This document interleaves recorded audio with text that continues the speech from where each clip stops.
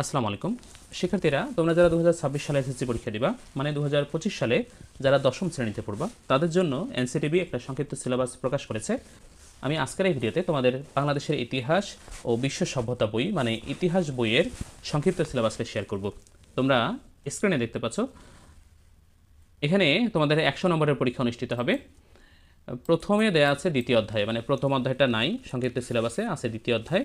এখান থেকে তোমাদের এই যে টপিকগুলো পড়ানো হবে, এর বাইরে আর কোনো কিছুই পড়তে হবে না, শুধুমাত্র এই দাগের ভিতরে যে কয়টা আছে সেটা পড়বা, স্ক্রিনশট দিয়ে নাও।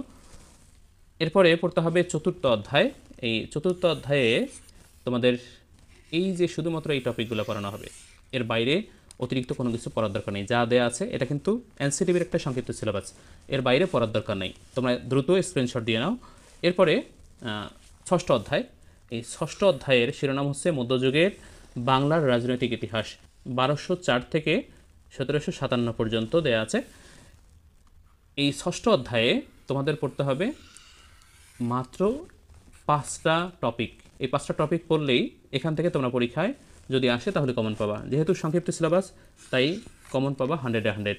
দেখো, অষ্টম অধ্যায়, এর শিরোনাম হচ্ছে বাংলায় ইংরেজ শাসনের সূচনা পর্ব।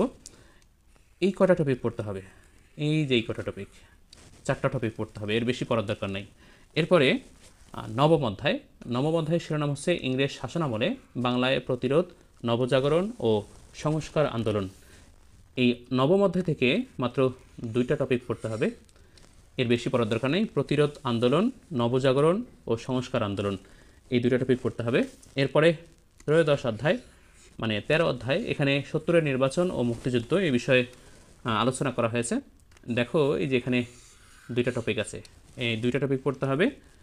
এর পাশাপাশি এই যে এখানে আরও 5টা টপিক আছে, মোট 8টা টপিক পড়তে হবে, এর বেশি পড়ার দরকার নেই। শিক্ষার্থীরা, এই ছিল তোমাদের ইতিহাস বইয়ের সংক্ষিপ্ত সিলেবাস। আশা করছি এই ভিডিওটি তোমাদের ভালো লেগেছে।